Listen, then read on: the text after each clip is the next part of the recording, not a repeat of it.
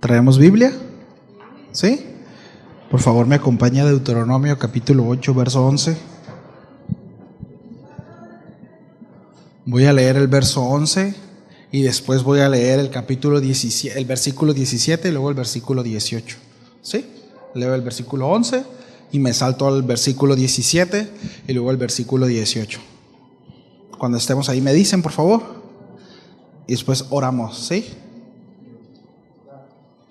Bien, dice: cuídate de no olvidarte de Jehová tu Dios para cumplir sus mandamientos, sus decretos y sus estatutos que yo te ordeno hoy. Versículo 17. Y digas en tu corazón: mi poder y la fuerza de mi mano me han traído esta riqueza. Versículo 18. Sino acuérdate de Jehová. ¿No es Deuteronomio capítulo 8? ¿Sí? ¿O qué había dicho yo?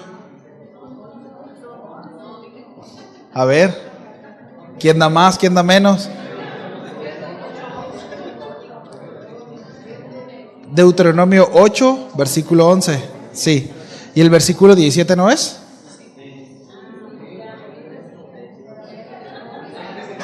¿Quién estuvo mal, usted o yo o Juanito?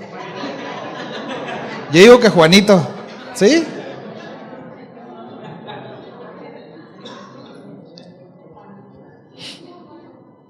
Versículo 17 del capítulo 8 del libro de Deuteronomio. Y digas en tu corazón: mi poder y la fuerza de mi mano me ha traído esta riqueza. Sino acuérdate de Jehová, el versículo 18, de Jehová tu Dios, porque Él te da el poder para hacer las riquezas, a fin de confirmar su pacto que juró a tus padres, como en este día. ¿Oramos? ¿Sí? Señor, muchas gracias por este tiempo, gracias porque permites que seamos expuestos a tu palabra. Dame la gracia, Señor, que necesito que tu Espíritu me guíe, me dé el denuedo, Señor, para poder exponer el mensaje esta tarde. Y dale también la gracia necesaria a mis hermanos, Señor, para recibir tu palabra, tu consejo. A ti sea la gloria por siempre, Señor, en el nombre de Jesús. Amén. Amén. Bien, según Génesis capítulo 1, versículo 1, Dios es el creador de todo, ¿cierto? Dice: en el principio Dios creó los cielos y la tierra. Y aquí esto es una regla de primer mención. Esto es algo importante porque esto implica que el Señor es el dueño de todo. Sí, Él es el dueño de todo por cuanto Él lo creó todo. Y no solo de los recursos materiales, sino también de los seres vivos. ¿Cuántos viven aquí? ¿Cuántos están vivos? Bueno, Él es su dueño. Sonó telenovela, ¿no? Pero Él es su dueño. Él es el dueño de todo. Le guste o no le guste, el Señor es dueño del que cree y del que no cree, del que se arrepiente y del que no se arrepiente, del que lo reconoce y del que no lo reconoce. Él es Señor. Partimos de ahí, ¿sí? Él está por encima de todo. Dice el Salmo 24, versículo 1, dice: de Jehová es la tierra y su plenitud, el mundo y los que en él habitan. Y todos los que estamos aquí habitamos en este mundo, ¿verdad? Algunos tenemos la cabeza en otro lado, pero habitamos aquí, ¿sí? Por tanto, le pertenecemos a Él. El pasaje que nosotros acabamos de leer, ahí en Deuteronomio capítulo 8, vemos cómo el Señor está instruyendo a su pueblo antes de poseer la tierra prometida. Sí. Hace un pequeño recuento. Si nosotros vemos el contexto de ese texto, hace un recuento de todas las maravillas que Dios había hecho con ellos, de las intervenciones del Señor a su favor. Les hace ver que ahora que poseerán la tierra que Dios les había prometido, será muy sencillo olvidarse de su Dios y creer que fue su propia fuerza, su propia sagacidad, ¿sí?, su capacidad, los que los llevó hasta ese lugar, hasta ese momento, ¿verdad? Ahora, después de mencionar la gran abundancia que habían de encontrar en la tierra de Canaán, Moisés se ve en la necesidad de precaverles. ¿Está bien, verdad? O preverles. Precaverles. ¿Está bien? ¿No está bien? Preverles. ¿Sí? Pues ya me aventé una nueva palabra ahí, ¿no? ¿Sí? De que estén atentos, de advertirles de esa abundancia que habrían de encontrar. Porque quizá, mis amados, este era un pecado el cual ellos se verían tentados. ¿Por qué? Porque venían de la esterilidad del desierto. Venían de tener nada. ¿Sí? Y es tan sencillo que se deslumbra el corazón del hombre. Es tan sencillo. Hace unos días platiqué con un primo que es entrenador de box y me platicaba una historia que me ha platicado muchísimas historias muy interesantes. Y él está entrenando en una colonia pues muy pobre, se podría decir, ¿no? Es decir, de escasos recursos al contexto en el que está. Y se topa con cada historia. El asunto es que me contaba acerca de un muchachito con muchas aptitudes, con muchas cualidades boxísticas. De hecho, llevaba varias peleas en amateur. Personas nacionalmente importantes en cuanto al boxeo, como lo es quienes conocen un poquito del box, el Terrible Morales estaba patrocinándolo, ¿sí? Entre otras personas, ¿sí? Pero este muchacho quería debutar ya. Y él decía, espérate, ¿no? Incluso el consejo de los que los estaban patrocinando era, espéralo. Sí. Y pasó algo pues terrible, ¿no? En el sentido de que pues ahí en la colonia le ofrecieron unos cuantos miles de pesos por empezar a trabajar, ¿no? Distribuyendo sustancia ilícita, ¿sí? Y dejó el boxeo porque se deslumbró con unos poquitos miles de pesos. Un chavo con un futuro en el deporte, se podría decir, ¿verdad? Que en ese sentido ciertamente su contexto no era muy bueno, ¿verdad? Es decir, había carencias en casa, ¿sí? Papá enfermo, y quizá podemos decir, bueno, la necesidad, pero la realidad es que no necesitaba ganar ese dinero en ese momento, pero se deslumbró, ¿sí? Es muy sencillo que nos deslumbremos, ¿cierto? El corazón del hombre. Por eso vemos esta acentuada llamada de atención. Cuídate. Cuidado. Esta palabra, cuídate, en el hebreo es la palabra chamar. S-H-A-M-A-R. Significa proteger, cuidar, advertir. Por ejemplo, en Salmo 121, versículo 1, nosotros encontramos aplicada esta palabra cuando dice: el Señor te protegerá de todo mal y Él guardará tu alma. ¿Sí? Utiliza esta palabra chamar. Sin embargo, esta palabra suele usarse más en el contexto de agricultura. La encontramos por primera vez en Génesis, cuando Dios le dice a Adán que él debe de cultivar y cuidar el Edén. ¿Sí? Se utiliza esta misma palabra. Ahora, dentro de la agricultura se utiliza para señalar los espinos de la planta, como por ejemplo unas rosas, ¿sí? Una rosa es hermosa, deleitante delante de los ojos, codiciable, pero si no prestas atención y la tomas sin cuidado, ¿qué pasa? Te lastima, porque tiene espinos. Un hombre sabio le dijo una vez a un joven que estaba interesado en una muchacha muy hermosa para sus ojos. Le dijo lo siguiente: recuerda que las rosas traen espinas y cuando se secan es lo único que queda. Sí.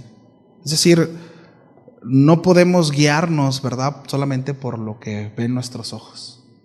Sí, el corazón se deslumbra muy fácil. Nos deslumbramos. Y debemos de enseñarles a nuestros hijos. ¿Cuántos de nuestros hijos pequeñitos no llegan y dicen: papá, conocí a un niño es mi mejor amigo, ¿no? Y es mi mejor amigo porque jugué bien padre con él en el parque. Ni conoce al niño, ¿verdad? Pero es su mejor amigo porque hubo empatía, ¿verdad? Hubo química en el juego, coincidieron en 2, 3 cosas y es su mejor amigo. Bueno, nosotros debemos de enseñar a nuestros hijos que no pueden deslumbrarse, ¿verdad? Y conforme, según su edad, ¿verdad?, enseñarles qué es la verdadera amistad. Sí, una amistad no solamente se forja porque coinciden en ciertas cosas, en ciertas maneras de pensar, ¿verdad? O porque se ríen de los mismos chistes. La amistad va mucho más allá. Una amistad se forja a través del tiempo, de la lealtad, del cuidado, de la protección, etcétera, etcétera, etcétera. Sí. Bueno, son cosas que nuestros hijos tienen que aprender, así como nosotros lo hemos aprendido a lo largo de la vida, ¿cierto? Bueno, cuídate. Qué tremendo, ¿no? Que Moisés tenía que darle dicho o tenía que decirle al pueblo, cuídate. ¿De qué? De no olvidarte de Dios. ¿Usted qué pensaría que el Señor le dijera, cuídate de no olvidarte de mí? Porque hay una gran posibilidad de que lo hagas. Cuídate. Sí. Cuídate del Dios que te rescató, de aquel que te sacó de servidumbre, de hecho dice, de Egipto, aquel que te dio libertad, aquel que te guardó durante todos estos años en el desierto, que te sustentó, que te dio vida, que te guardó. Cuídate de no olvidarme. Qué tremendo, ¿no? Dice, cuídate de no olvidarte de Jehová tu Dios. En el versículo 14 dice, y se enorgullezca tu corazón y te olvides de Jehová tu Dios, que te sacó de tierra de Egipto y de casa de servidumbre. Matthew Henry comenta acerca de este texto, dice lo siguiente: cuando sube la fortuna y crece la hacienda, es decir, empieza a ir bien, ¿verdad? Y empezamos a hacer mandaditos más caros y empezamos, ¿verdad? Que hay un dinerito mejor y bueno, hay peligro, dice, de que se suba la mente, ¿sí? Y se hagan altivos los ojos. Y Matthew Henry menciona 3 aspectos bien importantes. Se me hace muy interesante. Dice, se hacen altivos los ojos en autosuficiencia, en autocomplacencia y en autoconfianza. No necesito a Dios. Cuando no tengo, lo necesito, ¿verdad?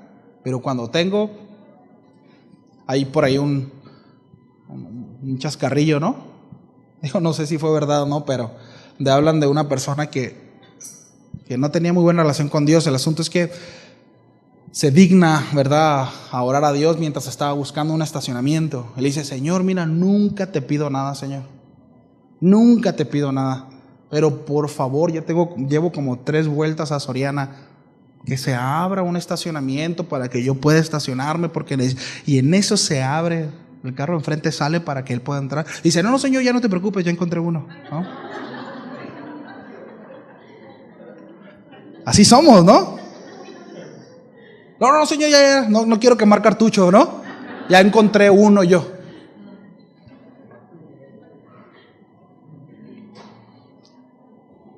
Un corazón altivo y arrogante se manifiesta en el ensimismamiento.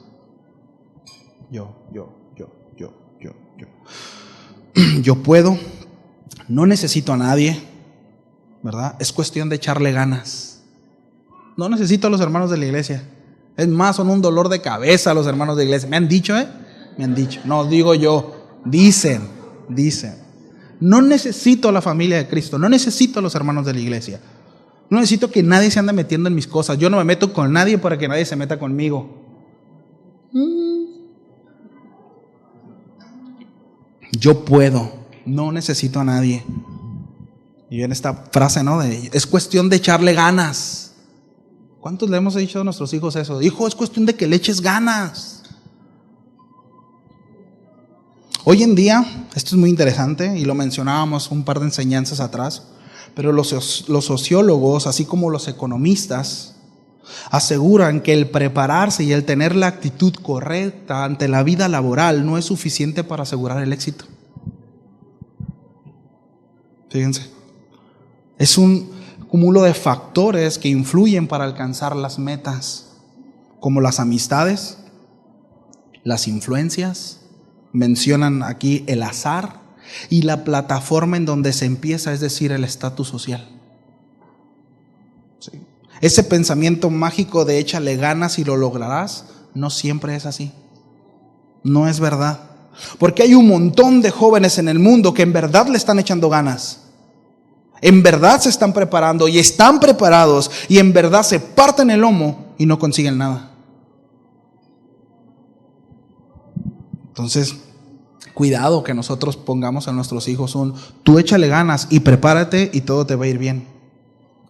Tú puedes. No es cierto. No es así, no siempre es así. Con esto, de nuevo, no estoy diciendo que no nos esforcemos, ¿verdad? Sería un mensaje contrario a lo de la Escritura. No estoy hablando acerca de eso. Sí. Ayer leí un comentario, se me hizo muy interesante, que decía que el primer discurso de superación personal lo dio la serpiente en el Edén, cuando le dijo a Eva: y podrán ser como Dios. Y serán como Dios. Superación personal, ¿no? Necesitamos enseñarle a nuestros hijos, mis amados, que todo procede de Dios. Y que tienen que echarle ganas para honrar al Señor, por obediencia a Dios. Pero no para alcanzar sus metas, no para conseguir sus sueños. Porque quizá le puedan echar muchas ganas y nunca los alcancen. Entonces las metas no es el fin. Y no importa en qué universidad vaya y qué tan bien preparado esté. En el contexto del mundo que vivimos no es suficiente. Sí. En épocas de abundancia, con frecuencia nos acreditamos nuestra prosperidad y nos volvemos orgullosos de que nuestro arduo trabajo e inteligencia nos ha enriquecido y que nos ha llevado a conseguir tal o cual cosa. Porque soy inteligente, porque tomé buenas decisiones, porque soy bueno para los negocios. Sí. Pero es Dios, mis amados, el que da todo lo que tenemos. Y es Dios quien nos pide que administremos lo que nos da, mucho o poco. Rendiremos cuenta, definitivamente. Y el tener presente esto nos librará, mis amados, de caer en esa terrible condición, ¿sí?, de que se enorgullezca nuestro corazón y que nos olvidemos de Dios, de aquel que nos sacó de Egipto, de la esclavitud de pecado. Y que solamente utilicemos a Dios como si este fuera genio de la lámpara, ¿verdad? Que está ahí para cuando frotemos y digamos las palabras mágicas, y entonces va a venir a darnos todo lo que nosotros querramos. Dios no es así. No rebajemos al Señor a eso. Sí. Proverbios 16:18 es un texto muy conocido. Dice: antes del quebrantamiento, ¿qué dice? Es la soberbia. Antes del quebrantamiento es la soberbia. Y antes de la caída, la altivez de espíritu. Lo dice el mismo proverbio en el versículo 19. Mejor, dice, es humillar el espíritu con los humildes que repartir despojos con los soberbios. Qué tremendo, ¿no? Qué tremendo. Mejor es humillar al espíritu con los humildes que repartir despojos con los soberbios. ¿Qué prefiere usted? Hubo un hombre, necesariamente me viene al pensamiento, un hombre en el Antiguo Testamento, que su orgullo y la falta de reconocimiento a Dios lo llevó a la miseria. Él fue muy poderoso, muy importante en su tiempo, rey del imperio más poderoso en su época. ¿Saben de quién estoy hablando? Sí, del rey Nabucodonosor. Sí. Él fue el rey de Babilonia. Nabucodonosor conoció al Señor, él reconoció a Dios como el Dios verdadero a través de Daniel y sus amigos. Él pudo ver el poder del Señor a través de ellos. Sí. La inteligencia y la sabiduría que el Señor le daba a Daniel interpretando sueños. Daniel había interpretado algunos sueños, ¿verdad? Sin embargo, su corazón y la vanagloria le hizo que se sobreexaltase a sí mismo. Sí. Dice el relato bíblico que a cabo de un tiempo él fue con Daniel porque había un sueño que lo perturbaba, ¿recuerdan?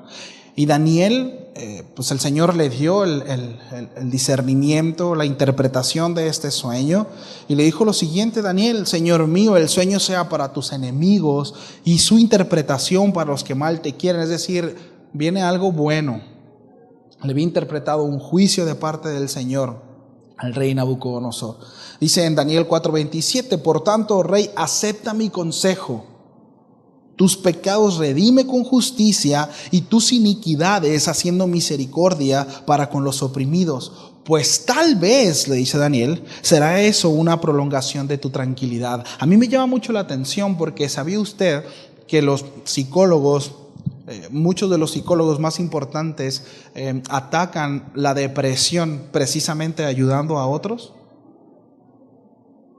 Es decir, Una vez escuchaba la entrevista de un psicólogo, no recuerdo el nombre, le decía a usted cuál es el ejercicio que les dice a sus pacientes o que da a sus pacientes para que estos puedan salir de la depresión. Entre otras cosas, él comentó: yo siempre les digo que vayan conforme a sus posibilidades, compren algo de mandado de despensa y vayan a las colonias más pobres y lo repartan. Es decir, quita tus ojos de ti mismo y pon los ojos en las necesidades de los demás. Y Daniel lo que le está diciendo es: quizás si tú haces justicia y si tú tienes misericordia para con el oprimido, eso te salve el pellejo, es decir, eso te ayude a quitar los ojos de ti mismo, porque Daniel había entendido que el problema de este rey era precisamente la altivez de corazón, era el orgullo. Según el relato bíblico, no atendió. Al cabo de un tiempo, exactamente dice la Biblia, un año, 12 meses después, en el versículo 29 del capítulo 4, dice que mientras Nabucodonosor se paseaba en el palacio, dijo: ¿no es esta la gran Babilonia que yo edifiqué para casa real con la fuerza de mi poder y para gloria de mi majestad?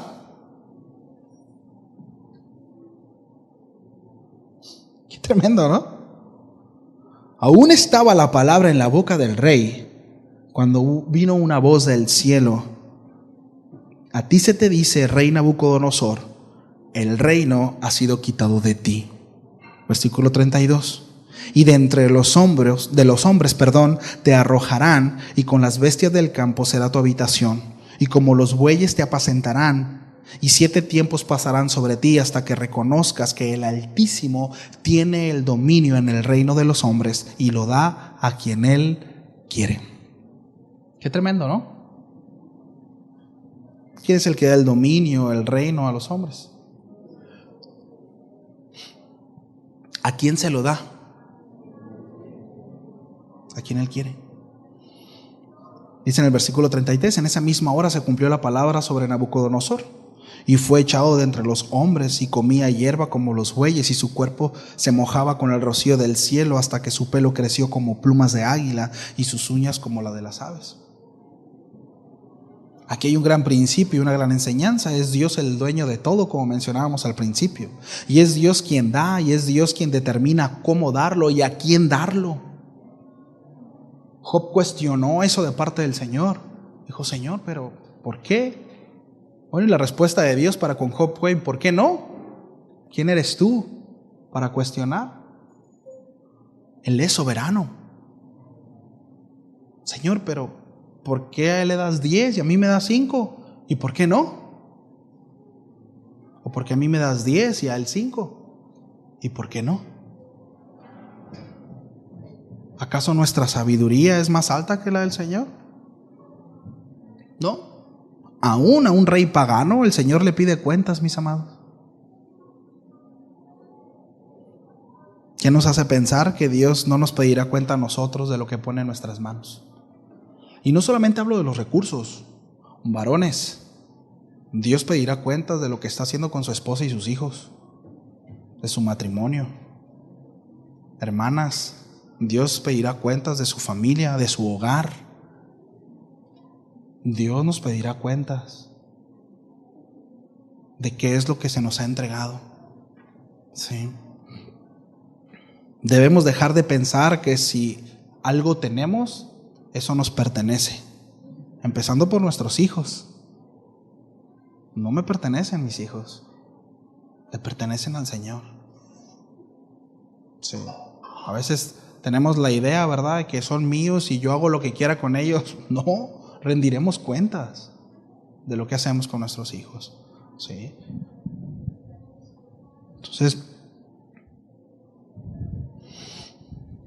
si nosotros, este tipo de pensamiento, mis amados, nos lleva a desechar a Dios, nos lleva a hacer a un lado al Señor, a no tener esa dependencia de Él. Por eso Moisés le dice al pueblo en el versículo 18, no solamente, ¿verdad?, ten cuidado, ¿verdad? Ten cuidado de que no se enaltezca tu corazón. Ten cuidado de no olvidarte de tu Dios. Ten cuidado de no olvidarte de dónde el Señor te sacó, de cómo el Señor te ha guardado, de todo lo que el Señor te ha dado. Cuídate. Quizá cuando ya no tengas, en un momento donde ya no haya adversidad, donde no haya escasez, cuídate de esto. Y dice lo siguiente, y acuérdate. Y acuérdate, en el versículo 18 de Deuteronomio 8. Sino acuérdate de Jehová tu Dios, porque Él es el que te da el poder para hacer las riquezas, a fin de confirmar su pacto que juró a tus padres como en este día. Cuán importante es reconocer que no es el sudor de nuestra frente lo que lleva alimento a casa, no es por la partida del lomo que nos damos, sino es el Señor en su misericordia quien da la fuerza y la inteligencia para poder desempeñar nuestras labores. Es Él. Es Él. Y hay de aquel que se enaltezca como Nabucodonosor, porque Dios le pondrá la mano encima. Sí. Y este es un mensaje que debemos de compartir a nuestros hijos. Es de suma importancia que nuestros hijos a su corta edad reconozcan que lo que reciben no es directamente de papá y mamá, y lo mencionamos en algunas enseñanzas pasadas, sino que es el Señor proveyendo a través de nosotros. Que cuando no cuidan sus juguetes no están faltando directamente al sudor de nuestra frente, mis amados, como muchas veces nosotros llegamos a referírselo, sino que están faltando a Dios mismo. Que cuando menosprecian un plato de comida no están menospreciando directamente a nuestro esfuerzo, sino están menospreciando la provisión de Dios. Es lo que Dios les está dando, es lo que Dios está proveyendo. Que nada tenemos ganado, sino todo lo que recibimos es por su bondad, es por su misericordia y por su gracia. Y nuestros hijos deben de saberlo. Debemos de instruir en eso. Habrá quienes lo capten más rápido que otros según su edad, pero que la instrucción no falte. Que la instrucción no falte. Enseñar a nuestros hijos a decir primeramente gracias a Dios, ¿verdad? Gracias, Señor, por lo que me das, y gracias a papá y mamá por ser ese instrumento que Dios usa para poder alimentarme, para poder vestirme, para tener la provisión de un hogar, donde dormir, etcétera. Por tanto, el consejo de Moisés fue: cuidado y acuérdate. Cuidado y acuérdate. Recuerda que el Señor es quien te da el poder, el Señor es quien te da la fuerza, es quien te da la vitalidad, el oxígeno y todo lo que recibes para que puedas llevar el alimento y lo necesario a casa. Todo proviene de Él. El rey de Babilonia, aún escuchando la sentencia de su arrogancia, no determinó en su corazón reconocer al Señor. Fue necesario probar las mieles amargas, vivir las consecuencias para que su corazón fuera doblegado. Y es lamentable, pero muchos necesitamos aprender de esa manera. Hasta que no andamos comiendo pasto en la calle, ¿verdad? Y con un pelero, y no hablo de la barba, ni de...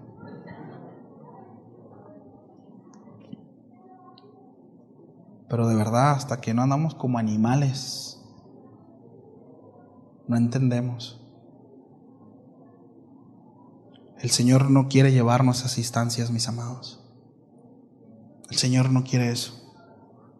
El Señor por eso advierte: cuidado, acuérdate. Cuidado y acuérdate. La vida de Nabucodonosor es un ejemplo para nosotros. Está ahí para advertirnos a nosotros. Sí. Dice que en el mismo libro de Daniel, que al fin del tiempo, dice que Nabucodonosor, hablando en primera persona, dice lo siguiente en el versículo 34: yo, Nabucodonosor, alcé mis ojos al cielo y mi razón me fue devuelta. Ese volteé los ojos al cielo es reconocí. A veces necesitamos estar en el suelo, ¿verdad?, para voltear al cielo. Por ahí dijo, nos subimos a un ladrillo y perdemos el cielo, ¿no? Perdemos el suelo, perdón.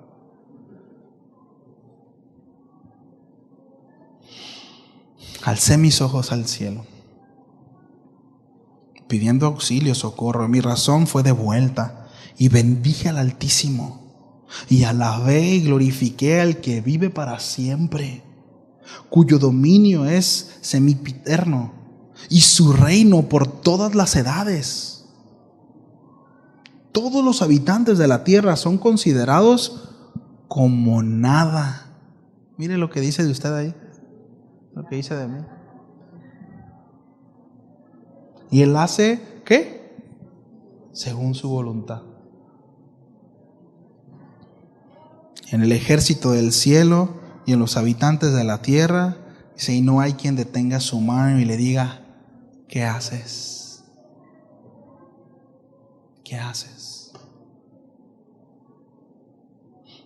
Por eso es tan peligroso, mis amados, aquel mensaje donde centran al ser humano, en donde todo gira alrededor de tu bienestar, todo gira alrededor de que te sientas bien, de la prosperidad de tu corazón, de tu vida, de una ausencia de problemas.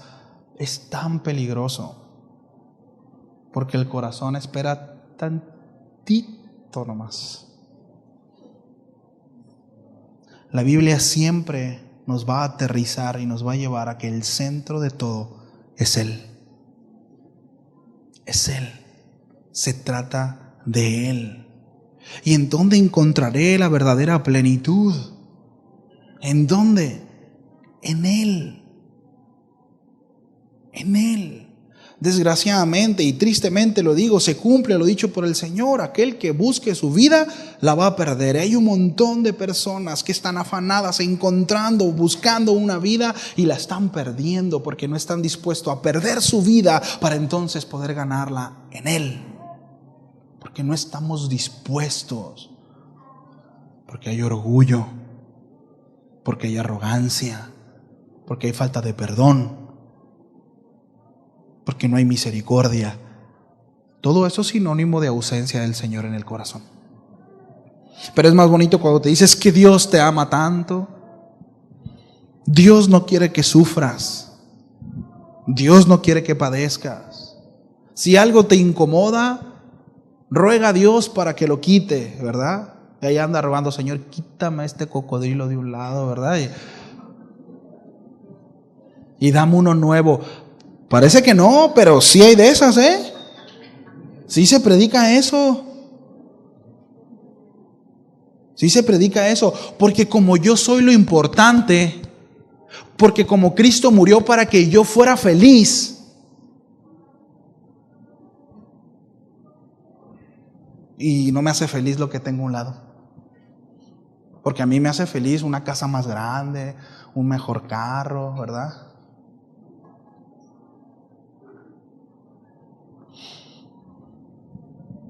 Nabucodonosor al final atendió y rindió su corazón al Señor. Reconoció que Dios es el Señor de todo.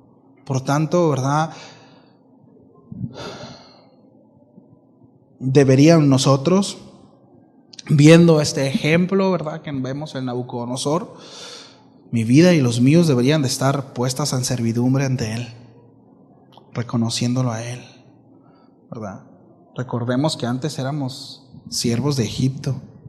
Entiéndase la ilustración. Egipto es el mundo y éramos esclavos, dice el apóstol Pablo, que nosotros éramos esclavos del pecado. Yo recuerdo cuando mis amigos me decían: no, es que si vas a la iglesia ahí te prohíben un montón de cosas y no te dejan fumar, no te dejan tomar, no te dejan ir a antros, no te dejan esto, no te dejan... Y a veces se tiene la idea que llegas a la iglesia, ¿verdad?, o llegas al Señor y se te prohíben un montón de cosas. Y yo recuerdo cuando entendí que el llegar a Cristo no es llegar a estar prisionero de, sino el Señor me da la libertad de donde yo estaba, porque antes estaba preso en mis delitos y pecados. La mayoría sé que van a coincidir conmigo en esto, pero ¿cuántas veces no queríamos dejar de hacer cosas y seguíamos haciéndolas? Porque estábamos sujetos al pecado. Pero Cristo viene y rompe eso y nos da libertad. Ahora tengo la libertad de servir al Señor. Ahora tengo la libertad de vivir para Él. Ahora tengo la libertad de ya no precisamente vivir bajo ese pecado, bajo ese yugo de pecado, que lo único que hacía era hacerme daño. Sí. Bueno, antes vivíamos siendo siervos, éramos esclavos de Egipto, ahora el Señor nos ha rescatado. El apóstol Pablo, ¿verdad?, habla acerca de una servidumbre por voluntad propia, por amor. Por amor. Y me gusta ilustrarlo, es como aquella lealtad, aquella fidelidad que se tiene el esposo y la esposa. Por amor. Es decir, el esposo no sale mordiéndose las uñas de casa diciendo: Señor, por favor, no quiero serle infiel a mi esposa, ¿verdad que no? Ay, Señor, por favor, Señor.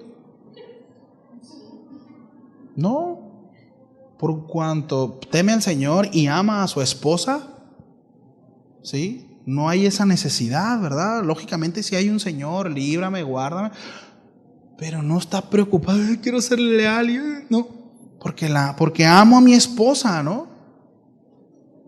Y por amor guardo mis ojos, por amor guardo mis oídos, guardo mi boca, guardo mi cuerpo, porque le pertenece a mi esposa.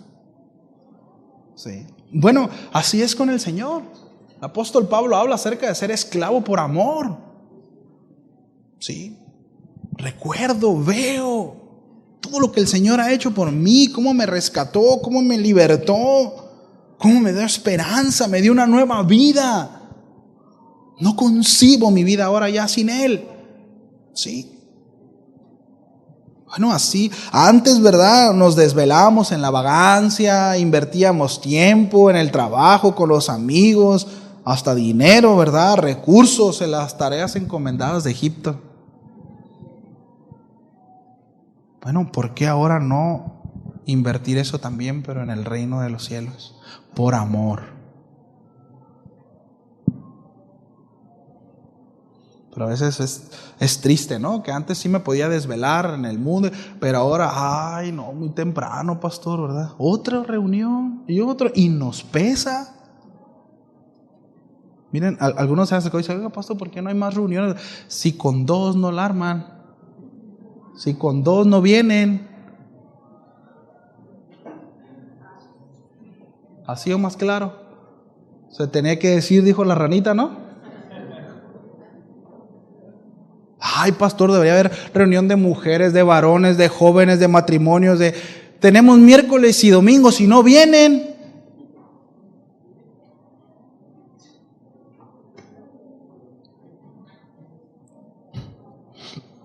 Entonces, y antes sí, a 3, 4 de la mañana, ¿verdad? Hasta en domingo, sábado y domingo, y el lunes estábamos puntuales en el trabajo. Porque es el trabajo. Porque es el trabajo, ahí no falto. ¿Sí o no? ¿Y luego? Pero bueno. Santiago capítulo 4, verso 8. Déjenle, tomo tantito el café en lo que llega.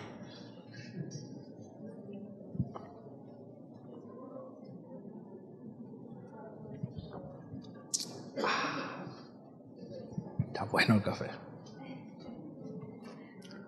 ¿Estamos ahí? Hasta me lloraron los ojitos, está caliente. Está bueno el termo. Bien, dice: acercaos a Dios y Él se acercará a vosotros. Qué lindo es esto, ¿no? Vean la seguridad del texto. Sí. Dice la palabra que Él no puede negarse un corazón contrito y humillado. Él no desechará a aquel que se acerca a Él. Jamás. Porque para nosotros acercarnos al Señor con la actitud correcta, eso habla de superar la arrogancia y el orgullo. Pero sí dice la palabra que Dios da la espalda al orgulloso, al soberbio. Acercaos a Dios y Él se acercará a vosotros. Limpiad vuestras manos, pecadores, y vosotros de doble ánimo, purificad vuestros corazones. Está hablando de la actitud, del proceder. Dice: afligíos, lamentad y llorad, que vuestra risa se torne en llanto y vuestro gozo en tristeza. Humillaos en la presencia del Señor y Él los exaltará.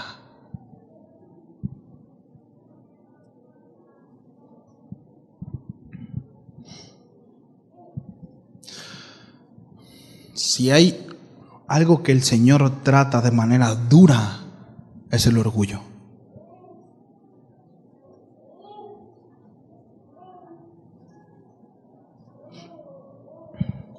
toda una generación que salió de Egipto y peregrinó en el desierto. Toda esa generación no pudo entrar a la tierra prometida. Ellos podían llegar a la tierra prometida en 3 días. Sin embargo, Dios los tuvo, ¿cuánto tiempo? 40 años, mis amados. 40 años. Y trató con ellos. Fuertemente trató. Ellos vieron el poder de Dios. Ellos vieron la bondad de Dios. Miren, por eso no se preocupe. De repente decimos, es que hacen falta milagros. Mis amados, los milagros no transforman vidas, la palabra sí. Y si Dios quiere, hará milagros. Y lo hará por medio de gente santa, pura, que clama y en su soberanía,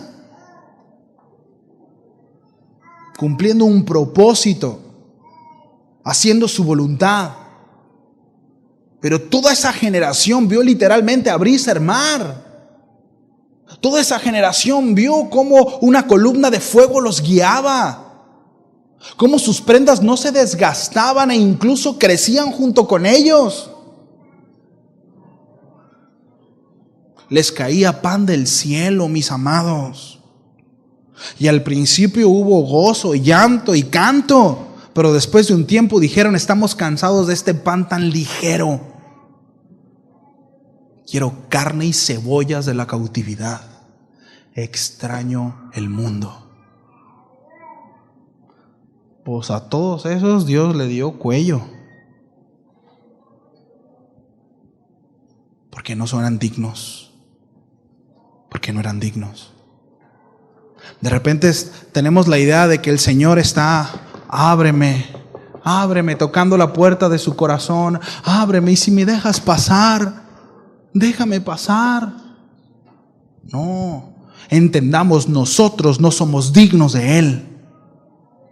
Nosotros deberíamos de estar tocándole al Señor y diciendo, Señor, por favor, déjame entrar. Quiero ser parte de ti. Ten misericordia de mí, Señor, porque soy un pecador. Él no se rebajará a nosotros.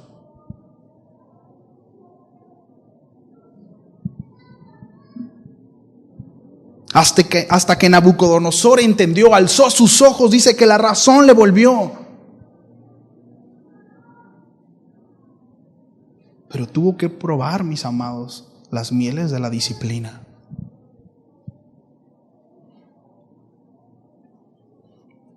Nabucodonosor murió en el 562 a.C. aproximadamente. Después de reinar 43 años, murió entre los 73 y 77 años. Esto como dato. El Señor nos hace un llamado el día de hoy. Cuidado, no te olvides de tu Dios y recuerda de dónde proceden todas las cosas. Hace un momento cantábamos, ¿no? Enséñanos a caminar. Quiero andar en tu verdad, buscaré hacer tu voluntad. ¿Cuántos estaban pecando diciendo mentiras? Digo, porque no es la intención hacerlos pecar.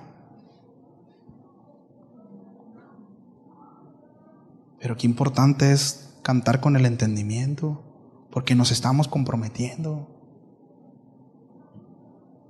Nos estamos comprometiendo y no es un juego. No es un juego. El cristianismo no es algo chévere y cada día se va a hacer menos chévere, menos cool. Cada día va a ser menos cool.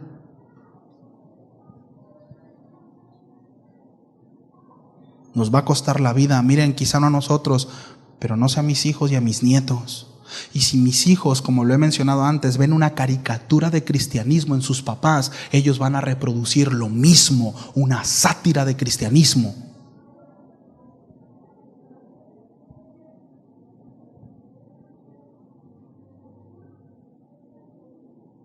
Si nosotros, mis amados, no tomamos atención, no prestamos atención en eso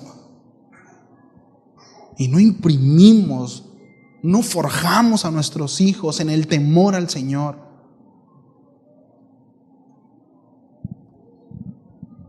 se pueden perder. El camino de la humildad es el camino correcto a la verdad. Si no hay humildad en el corazón, si hay arrogancia en el corazón, que por supuesto se definirá en desobediencia, no voy a encontrar la verdad. Voy a verla nublada, así media turbia. Y ya vamos a empezar a tener mi verdad, su verdad y la verdad, ¿no? Alguien por ahí dijo, ahí está tu verdad, mi verdad y la que más se apegue a la verdad, esa es la verdad, ¿no? Proverbios 29:23 dice, el orgullo del hombre lo humillará, pero el de espíritu humilde obtendrá honores.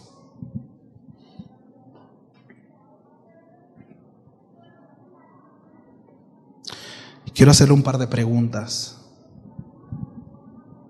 ¿Me ayudas con el piano? De hecho ya estoy terminando.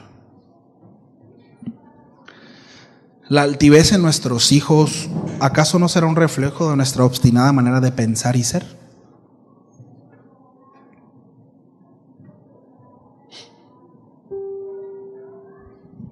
Y yo sé que ataladro mucho, ¿no? Y empujo mucho a los papás. Pues tenemos una gran responsabilidad.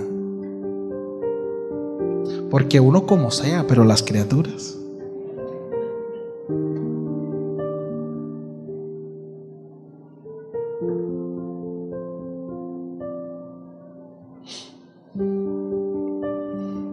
La altivez en nuestros hijos, en el corazón de nuestros hijos, ¿no será un reflejo de nuestra obstinada manera de pensar y ser?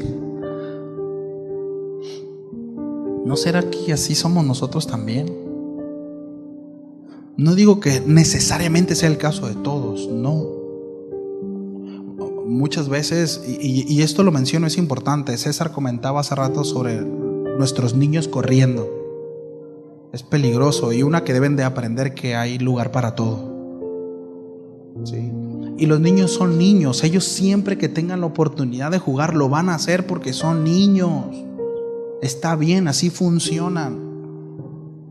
El asunto es que como papás nosotros podamos atender, cotorreamos. Oye, vamos a cotorrear afuera para que nuestros hijos jueguen afuera. No. Gracias a Dios hay un buen patio, nada más tener cuidado con los carros. Sí. Pero hay tiempo para todo. Sí. Y los niños son niños.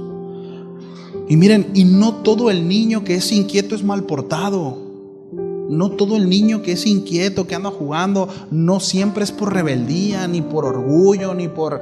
No. Ahí Dios dará la sabiduría a cada papá y la madurez a nosotros como iglesia, porque solemos ser muy juzgones. Mira, aquí no, ni lo han de corregir. Nada le dicen. Cuidado con eso. No nos corresponde. Oremos por el niño y por los papás, que el Señor nos ayude a relajarnos, porque a lo mejor y sí le atinamos, a lo mejor y sí, si es por falta de corrección, a lo mejor y sí, pero y si no, ya estamos de murmuradores y ya pecamos. Entonces a la iglesia, a todos les digo, maduremos en ese sentido. Hay muchos niños y que vengan más niños, y eso implica esfuerzo y implica cuidado, implica muchas cosas. Así que los que no tienen paciencia, que el Señor les dé paciencia, ¿sí? Y a los papás les digo, tengamos cuidado con nuestros hijos porque se pueden caer. Miren, esto está filoso. Si un niño se cae y se pega en la frente, le va a hacer algo bien, ¿sí? Es peligroso. Ahora, en un descuido, repito, los niños son niños, pueden subirse, pueden tumbar un equipo, es un equipo caro, ¿sí? Son muchas implicaciones. Entonces atendamos en ese sentido, ¿sí? Pero a lo que iba con todo esto es, no siempre necesariamente cuando un niño es inquieto, ¿verdad?, que lo puede llevar a la desobediencia, no siempre es porque no ha sido corregido. Pero quiero tratar el asunto de ¿Y si sí es porque el Señor está tratando cosas en nosotros? ¿Y si sí es por falta de corrección? ¿Y si sí es porque yo no me he sujetado al Señor y yo mismo no me he dejado pasar por fuego? ¿Y si sí?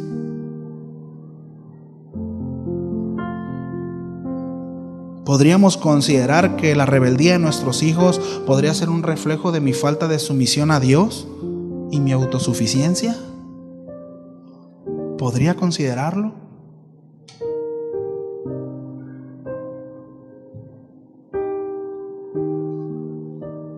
Quizás el entorno en casa que tengo, mi relación con mi esposa, con mi esposo.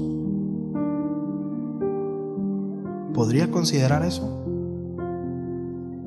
¿Podría considerar que mi falta de amor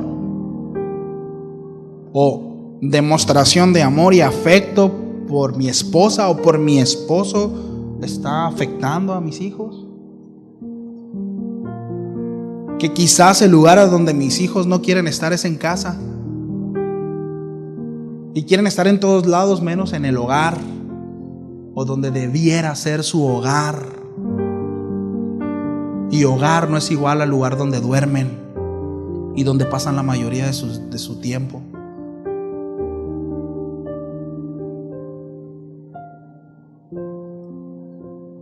Hogar tiene como implicación, de hecho la etimología de la palabra es hoguera. Es un lugar cálido, es un lugar seguro. Como papá, como mamá, realmente ¿he dispuesto un hogar para mis hijos? Porque no sé usted, pero a mí, yo no estoy a gusto en un lugar donde no me gusta estar. Y no estoy en mi estado play, donde estoy en un lugar donde estoy incómodo. No sé si a usted le pasa. ¿Le pasa o no le pasa? Bueno, quizá a nuestros hijos, pues a nosotros también le pasan, y quizá su casa sea un lugar donde no les gusta estar. Ay, salió vago este chamaco como su papá. No, a lo mejor no está chido el lugar donde pasa la mayoría del tiempo, porque son gritos, porque son quejas, porque hay tensión.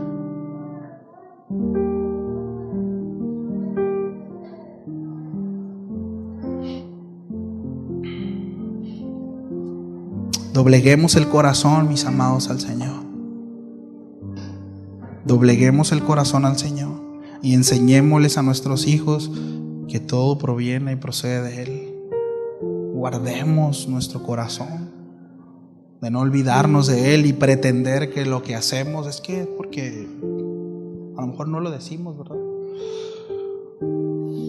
Eso me puede llevar a olvidarme del Señor y dejarlo fuera.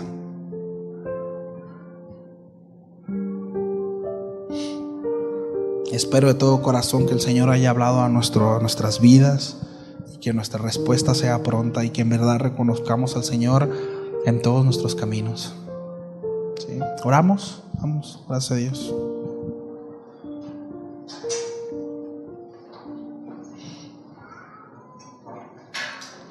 Señor,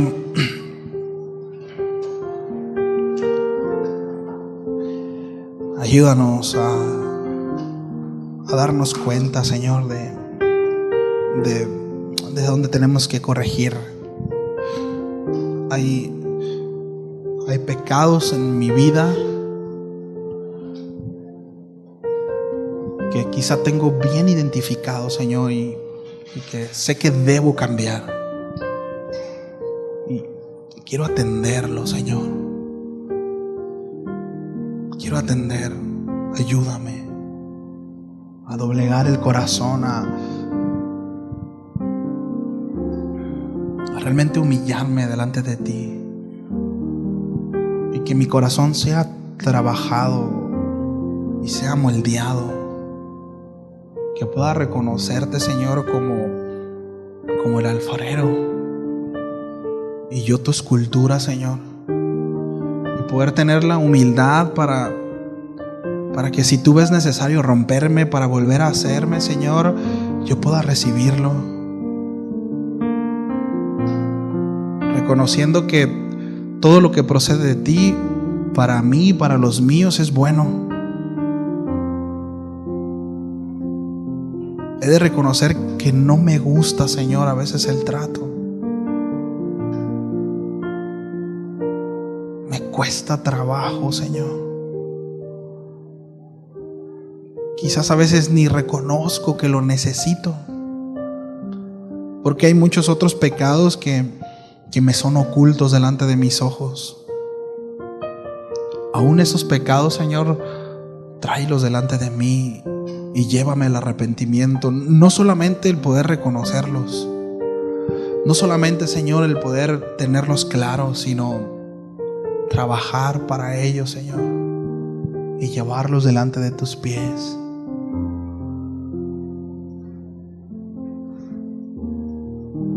Tú te encargas de los tuyos, Señor, yo lo sé. Y tú agitas el corazón y tú tratas y purificas nuestra fe, así como el oro es purificado, Señor, siendo pasado por fuego. Tú lo has de hacer, Señor, pero al final hay recompensa, al final hay purificación, al final, Señor, hay gratificación. Y esa es nuestra esperanza, Señor. Sabemos que estamos en buenas manos.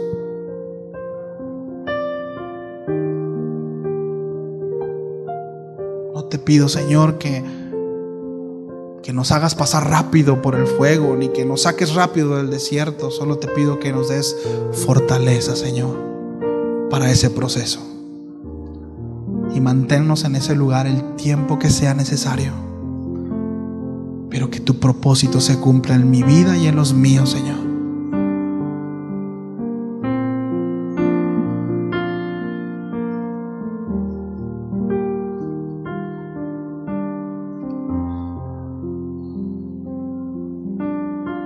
En el nombre de Jesús. Amén.